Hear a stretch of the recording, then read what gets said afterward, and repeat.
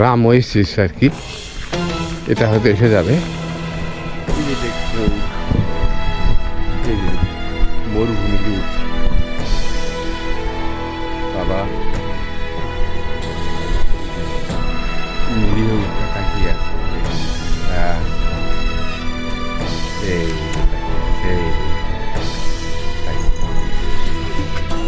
ওই যে আর একটা উঠ, কি উঠগুলো দেখে না মনে হচ্ছে গায়ে গোস্ত নেই। আচ্ছা রে বাবা, তোমার ছবি তুলছি রে বাবা। মাটি, এটা একটু স্বাস্থ্য ভালো আছে। উঠ নিরীহ প্রাণী, খুব নিরীহ প্রাণী।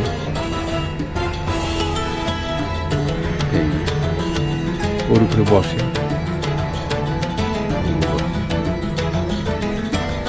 সেই মরুভূমির মতো উটের গাও খসখসা। উটের গায়ে মনে হয় যে সেখানে গোস্ত কমই।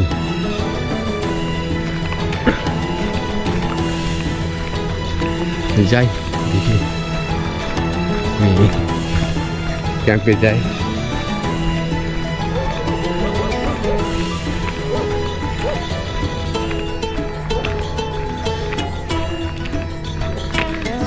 আসলে এখানে লোকজনের চলাফেরা নাই।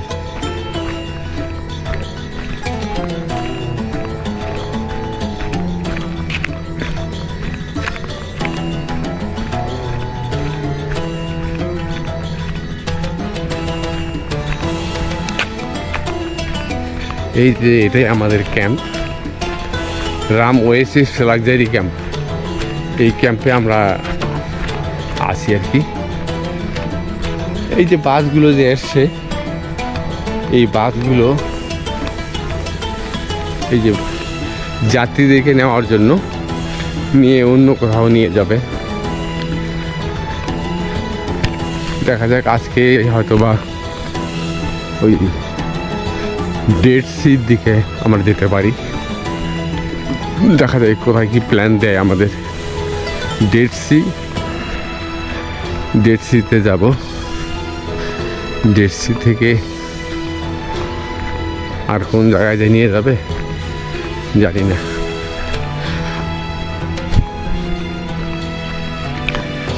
দেখি এই চান্সে আমার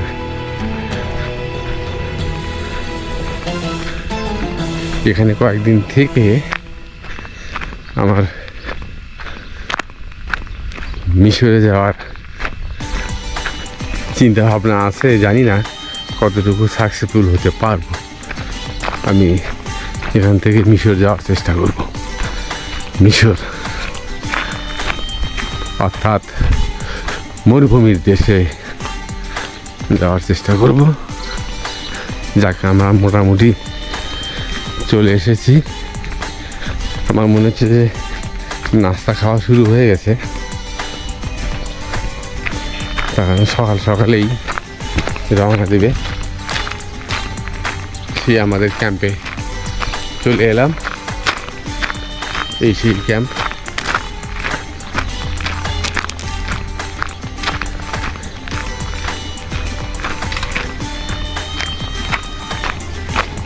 এই সেই ঘরগুলো, একটা ঘরে দুজন একজন করে থাকে। কতগুলো ঘর আছে? একজন। এই ছোটগুলো একজন, আর ওই পাশে যেগুলো একটু বড় যেগুলো সেগুলো দুইজন করে থাকে।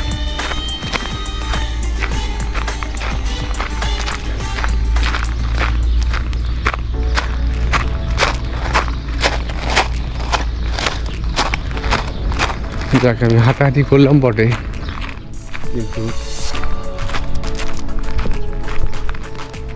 আমার মনে আসতে খুব একটা দেরি হয়নি।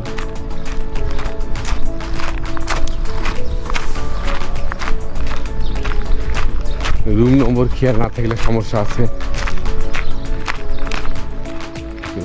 জায়গাটা এত দুর্ভেদ্য যে মানে বাইর থেকে কোনো শত্রু ওখানে যদি লুকায় তাহলে সে তাকে অ্যাটাক করতে পারবে না, খুঁজেও পাবে না আর কি।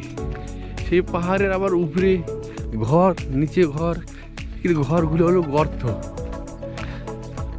আর ওখানে যারা প্রভাবশালী যারা ছিল বা এলিট শ্রেণীর বা শাসক শ্রেণীর ছিল যারা, তারা সেই সময় তাদের ঘরগুলোকে নকশা করেছে আর কি, সুন্দর করে দরজা বা গেটের নকশা, এই আর কি।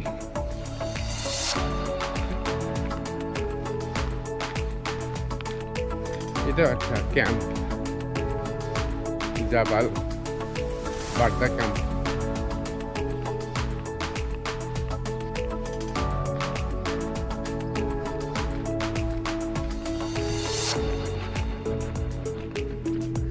এই যে রামোয়াদি হাইল্যান্ড, রামোয়াদি মরুভূমি এলাকা, আমরা অনেক দূর ঘুরে ঘুরে দেখলাম, আবার পথ হারিয়ে না যাই এই জন্য অবাক লাগে।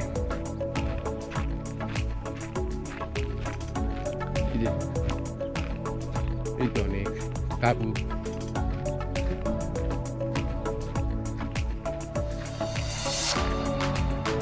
তো এখানে কিন্তু পর্যটন এলাকা হলেও এখানে কিন্তু নেই যে চট করে কারো কাছ থেকে বেশি টাকা নিবে, এই ধরনের টেন্ডেন্সি নেই।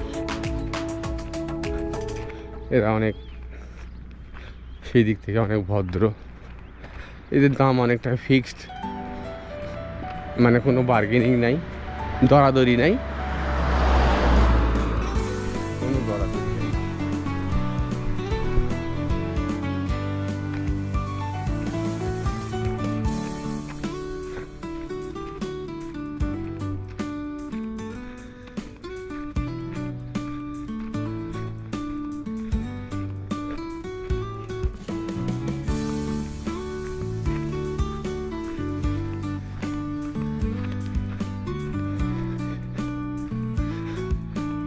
এদের ব্যবহারও ভালো।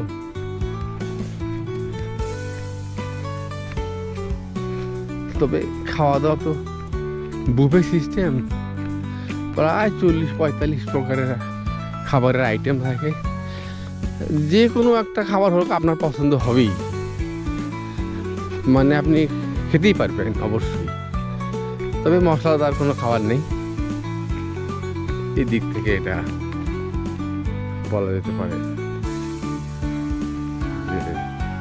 মশলাদার খাবার নেই।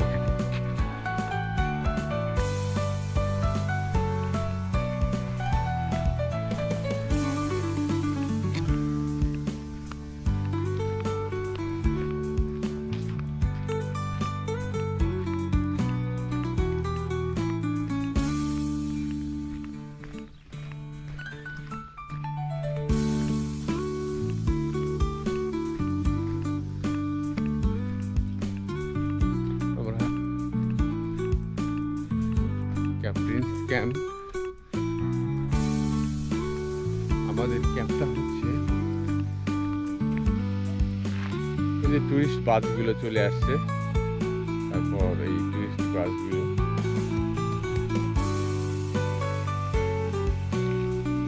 নিয়ে যাবে এখান থেকে। আবার এখানে আছে অনেক দেশের টুরিস্ট আছে, অনেক দেশের টুরিস্ট।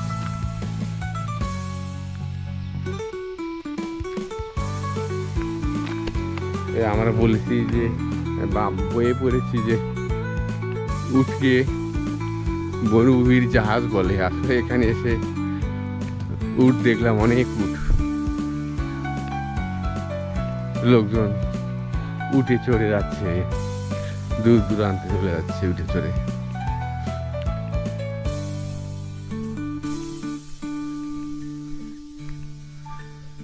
উঠে চড়ে সব চলে যাচ্ছে দূর দূরান্তে। এখানে কিন্তু বসতি নাই, অর্থাৎ এখানে লোকজন যে দল বেঁধে থাকবে গ্রামের মতো বা শহরের মতো, এখানে এগুলো নাই। এখানে শুধু রিসোর্ট, অর্থাৎ হচ্ছে কি পর্যটকদের থাকার ব্যবস্থা শুধু আছে, তাছাড়া আর কিছু নেই। মানে পর্যটকরা থাকবে এই জন্য।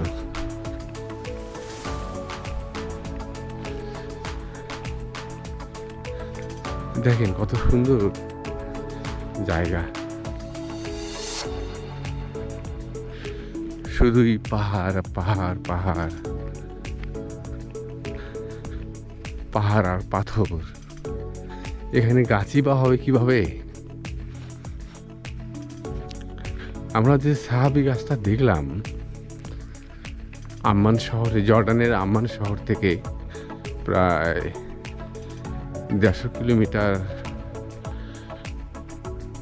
দূরে যেয়ে দেখলাম, অবাক হলাম যে আমি এই 100 কিলোমিটারের মধ্যে গাছ দেখেছি সেগুলো ছোটো ছোটো, ওই ছোটো ছোটো গাছ, মানে বেগুন গাছের মতো গাছ, ছোটো ছোটো।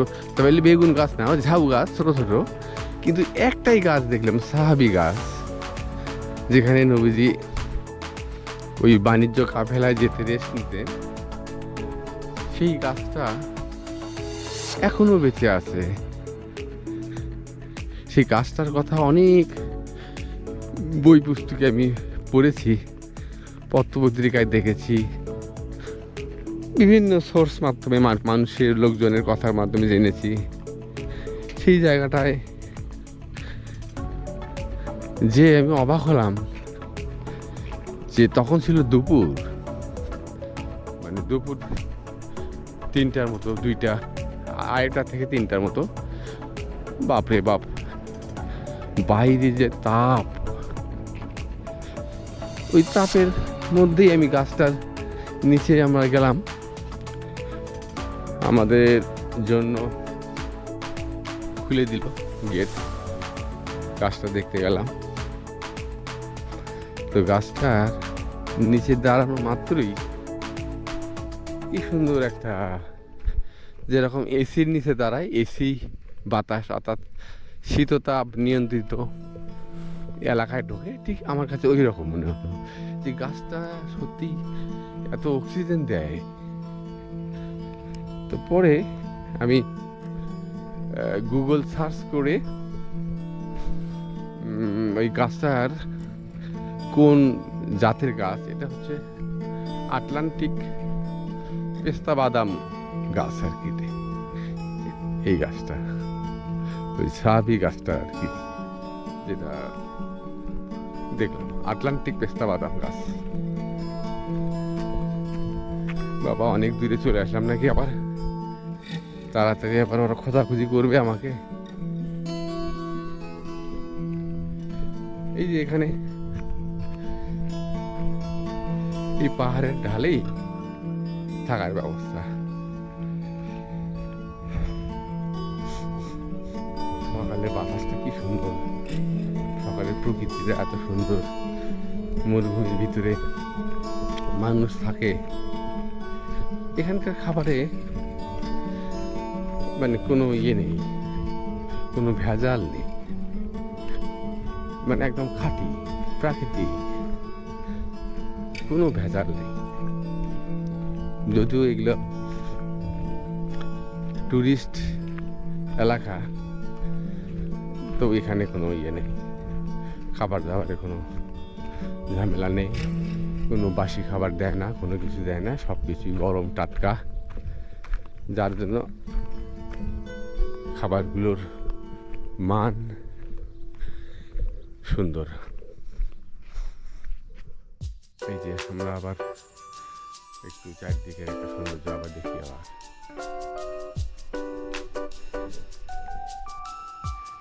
এই যে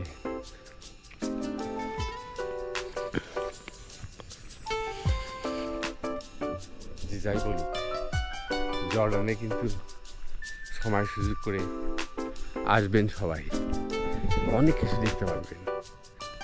ওই আমরা ওই থাইল্যান্ড, মালয়েশিয়া, তারপরে ইন্দোনেশিয়া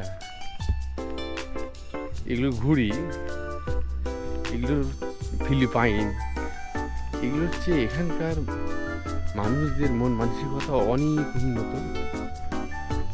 অর্থাৎ এখানকার লোকজনের চেহারা হচ্ছে ইউরোপিয়ান চেহারা, অর্থাৎ বড় লম্বা চড়া, মনে হবে যে ইউরোপের লোক। মানে এখান থেকে তো ইউরোপ বেশি দূরে না, যার জন্যে এখানে বাঙালিদেরকে সহজে ভিসা দেয় না, বা যারা চেষ্টা করে এখানে আসার জন্য। আমি চেষ্টা করেছি ভিসা নেওয়ার জন্য, মানে নিজে নিয়ে, কিন্তু তারা এম্বাসি যে চেষ্টা করেছি, কিন্তু তারা নাও করে না, হাও করে না, কাগজ নেয়, কিন্তু পরে দেখা যায় যে হয় না ভিসা। তারপরে মিশরের ভিসা নেওয়ার জন্য অনেকেই, আমরা কয়েকশো লোক আমরা ভিসার জন্য দরখাস্ত করেছি, তারা কাগজ নিয়েছে, কিন্তু আজ 7 মাস 8 মাস হলো কিন্তু তারা ভিসা দেয় না। অথচ ঢাকায় যে আমরা সেই গত বছরের অক্টোবর নভেম্বর মাসের দিকে অক্টোবরের দিকে আমরা সেই, এখন তো প্রায় 7-8 মাস হয়ে গেছে, 7 মাস হয়ে গেছে, কিন্তু কোনো ভিসা দেওয়ার কোনো কথা নেই। আমি অনেকেরই আমি নম্বর রেখেছি, প্রায় 50 জন লোকের নম্বর আমি রেখেছি। তার কারণ আমাদের এই মিশর অ্যাম্বাসিতে ভিসাতে আবেদন করতেই আমাদের 2 দিন সময় লেগেছে। সেই শেষ রাতে বা রাতের 12টা-11টার দিকে আমরা লাইন দিয়ে, তখন সিস্টেমটা ভালো ছিল না, ওই দেখা যেত যে 14-15 জনের নিয়ে আর নেয় না, ক্লোজ। এই ক্লোজ করতে করতে তারপরে আমরা বললাম যে না, এভাবে তো মানে ভোরে আসা লাভ নেই। তখন রাতে 11টার দিকে আমরা ওই মিশর অ্যাম্বাসির সামনে দাঁড়াই, লাইন দিয়ে, নিজেরাই লাইন করতে হয়, নিজেদের মধ্যেই জানাশোনা থেকে যে আমরা কোথায় যাচ্ছি, আমাকে কখন আসছি, এইভাবে একটা লাইন সিরিয়াল করে তখন আমরা একটা ফাইল জমা দিই। কিন্তু দিয়ে আমি তো দেখলাম যে কারো ভিসা হলো না, মানে এরা ভিসা দেয় না। এরা এই জর্ডানও ওই রকম, মানে দোকান আছে, তারপর এই যে সুইমিং পুল আছে,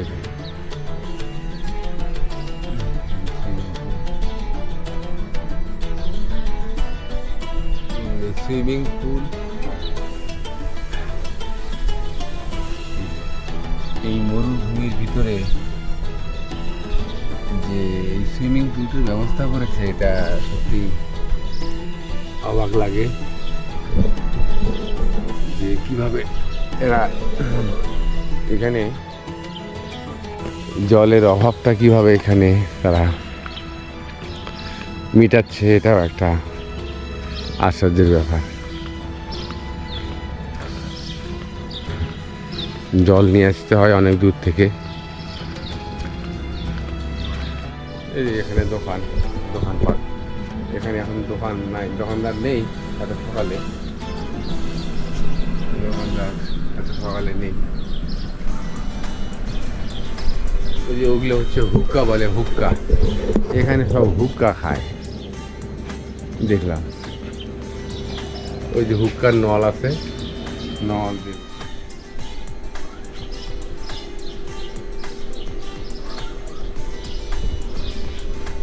আর এখানে এগুলো বসার জায়গা, এখানে গদির মতো বসে, জমিদারের মতো শুয়ে থাকে, এখানে জমিদারের মতো শুয়ে থেকে হুক্কা খায়। এখানে হুক্কা রেখে সব হুক্কা খায় একবারে, 3-4-5 জন বসে হুক্কা খায়। এটা হচ্ছে মরুভূমির এক কালচার, হুক্কা খাওয়া, এই হুক্কা টানা কালচার। সেই হুক্কা আবার তামাকগুলো কেন জানি ওই চকলেট ফ্লেভার আছে, তারপর ওই বিভিন্ন ফলের গন্ধওয়ালা, ফলের সেন্টওয়ালা হুক্কা আছে। মানে ওই বিড়ি সিগারেটের যে গন্ধ তা নয়, মানে ফলের গন্ধ। জানি না ওর মধ্যে আবার ইয়ে দেওয়া আছে কিনা, টোবাকো বা তামাক দেওয়া আছে কিনা, তবে ওই আর কি ম্যাঙ্গো ফ্লেভার আছে, চকলেট ফ্লেভার আছে, নানান ফ্লেভারের হুক্কা, ধোয়া, সবাই হুক্কা টানে।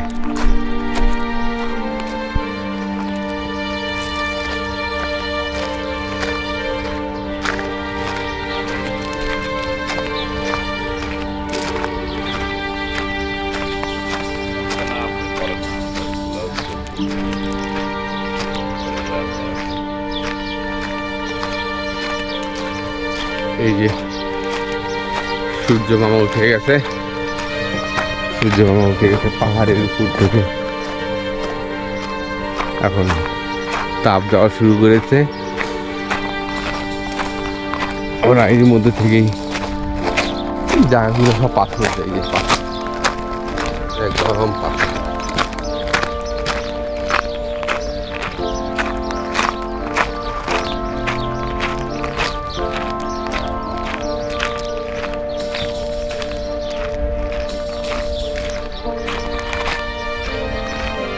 তবে এখনো অনেকে সব ঘুমিয়েই আছে, সব কেউ ঘুম থেকে 2-1জন উঠেছে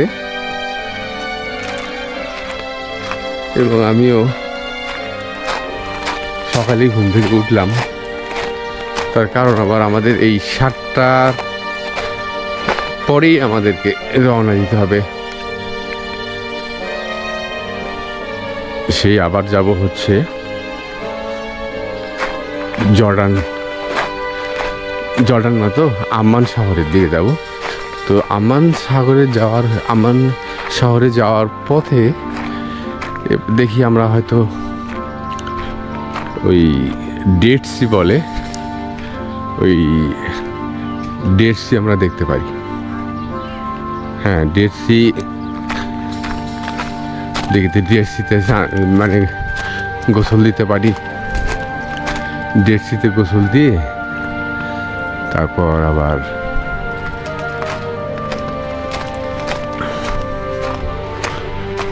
যতটা কভার করা যায়। তবে মধ্যপ্রাচ্যের খাবার দাবার এখানে, মধ্যপ্রাচ্য তো নয়, এখানে জর্ডান বলবো আর কি, জর্ডানের খাবার দাবার অনেক, জর্ডানের খাবার দাবার অনেক সুন্দর। আসলে এদের কাছ থেকে স্বাস্থ্যসম্মত খাবার কেমন হয় এটা সবারই শেখা উচিত। মানে এখানকার যে খাদ্যের মান আসলে অনেক উন্নত মান। মানে তেল নাই খাবারে, মানে যেটা খাবারে যে একটা তেল থাকে, আমরা বাঙালিরা যেভাবে তেল মশলাদার খাবার বানাই, পেঁয়াজ রসুন, তারপর আদা মরিচ, মানে শুকনো মরিচ বেশি করে পেঁয়াজ বাটা দিয়ে কষানি করে ঝোল তৈরি করি। এখানকার ওসবের কোনো অপশনই নেই। ওরা ঝোল কি জিনিস বোঝেই না, মানে ঝোল খায় না এরা। যার ফলে যাই খাই না কেন পেটে কোনো মানে ভুটভাট করা বা পেটে কোনো গন্ডগোল সৃষ্টি করা তা হয় না এখানে। আমি তো শুনলাম না যে কারো গ্যাসের অসুবিধা হয়েছে বা কিছু হয়েছে, এটা হয় না। এই তো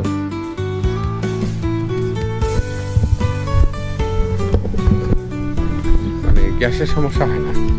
তখন খাবার দাবার যদি ভালো থাকে তাহলে পেট ভালো থাকবে।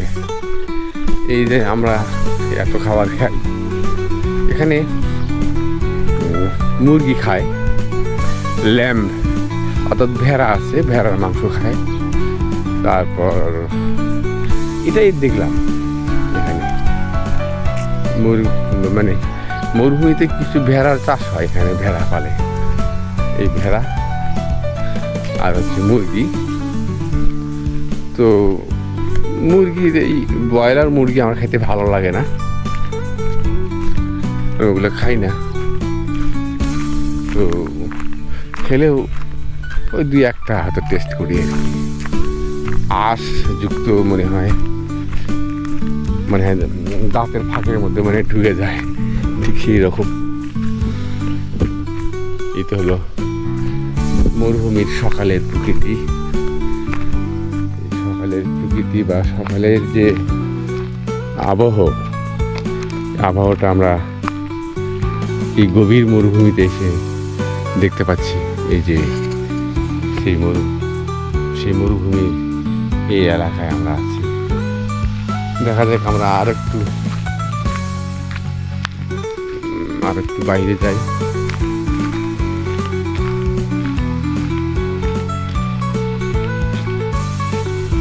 আর একটু বাইরে যাই, চারিদিকের একটা ভিউ নেই।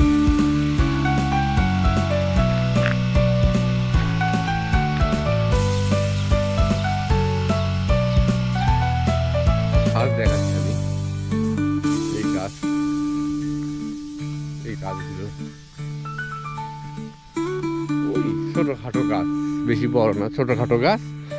এই ছোটখাটো গাছ এগুলো বৃক্ষ বলা যায় না, জাস্ট একটু শোভাবর্ধনের জন্য, মরুভূমির শোভাবর্ধনের জন্য এইসব গাছ। এইভাবে সামনে যত দূর যাই না কেন ওই একই এলাকা, আর এই মাঝখানে এই জায়গাটায়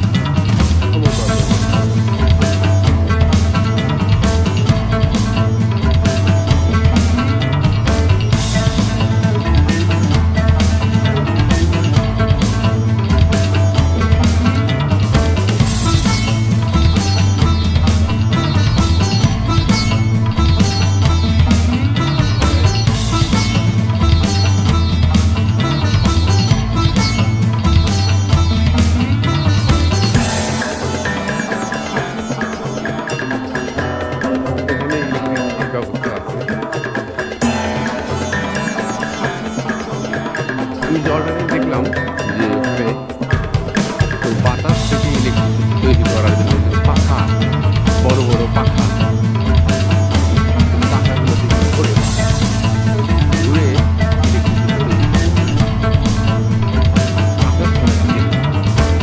অনেক অনেক পাখা, এগুলো দিয়ে ইলেকট্রিসিটি তৈরি হয়।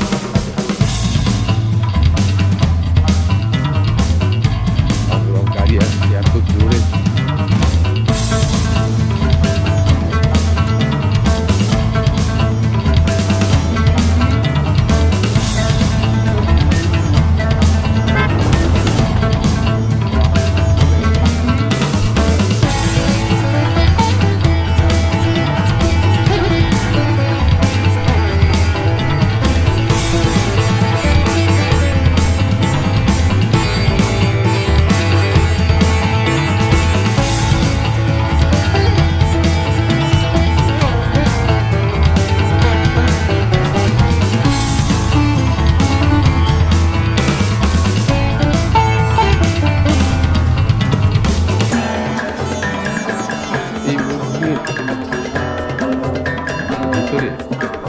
এই জর্ডানের এই ভিতরে একটা ধারণা পেলাম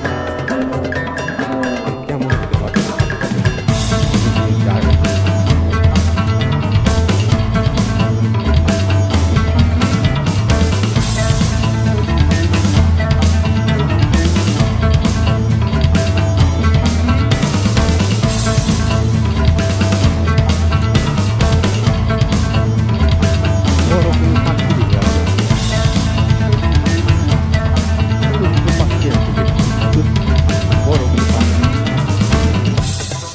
তারপরে আমি গরুও দেখি নাই,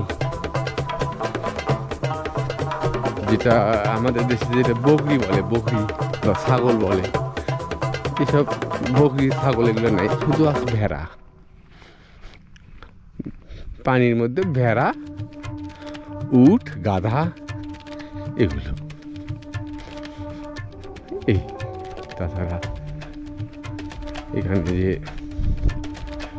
ওই ইয়ে থাকা কথা, যেটা ওকে বলে যে মানে মানে গরু বা গাই এগুলো কম দেখেছি।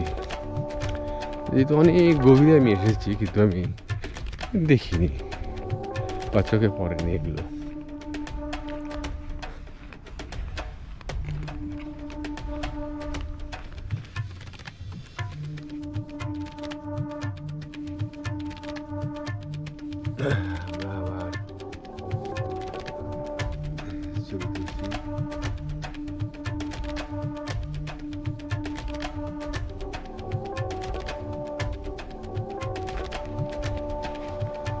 সিনেমাটিক ভিউ নেওয়ার জন্য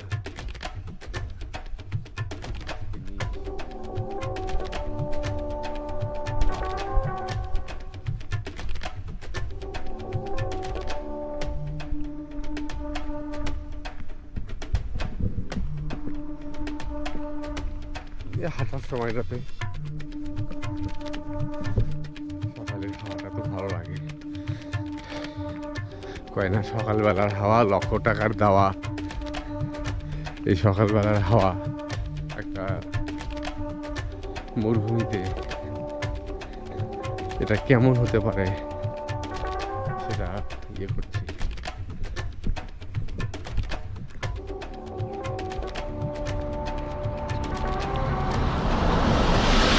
এই যে বাস চলে এলো, এই বাসগুলো নিয়ে যাবে হচ্ছে যারা এখানে পর্যটক বা ভ্রমণকারী আছে তাদেরকে নিয়ে চলে যাবে এই বাসগুলো।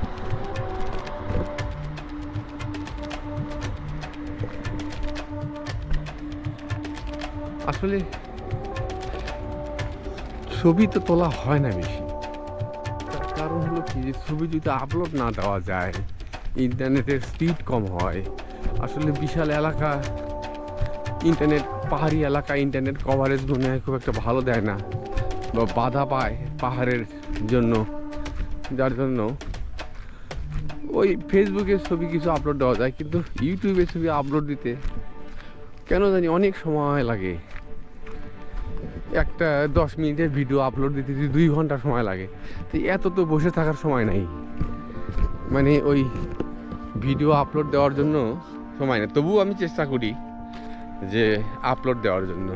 ওটা ওই মানে ইউটিউবে ইয়ে করে আপলোড দিয়ে রেখে দেই মোবাইলটা পকেটে। ওই দেখা যায় যে ওই জার্নি করছি, তারপরে যে ঘোরাফেরা করছি, তখন দেখা যায় যে ওই 5%, 10% এইরকম করে ওই ইয়ে হয়, মানে আপলোড হয়, কিন্তু ভালোভাবে আপলোড হয় না। এই যে ডিজার্ট ক্যাম্প, এটাকে ডিজার্ট ক্যাম্প বলে। এই যে এগুলো সবই ডিজার্ট ক্যাম্প।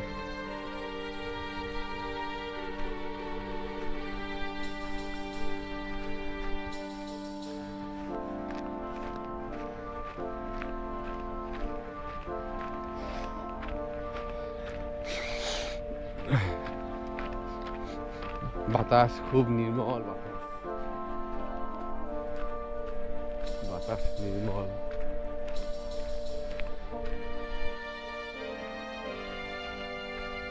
এই যে এতক্ষণ হাঁটলাম, জোরে জোরে হাঁটলাম, কিন্তু আমার কোনো গাও ঘামলো না বা আমি কোনো টায়ার্ডও হলাম না, কিছুই না।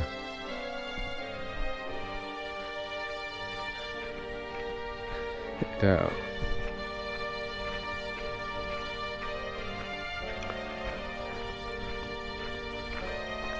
এই যে এখানে শ্রীচেত্রা নগরীটা এইরকম পাহাড় কেটে কেটে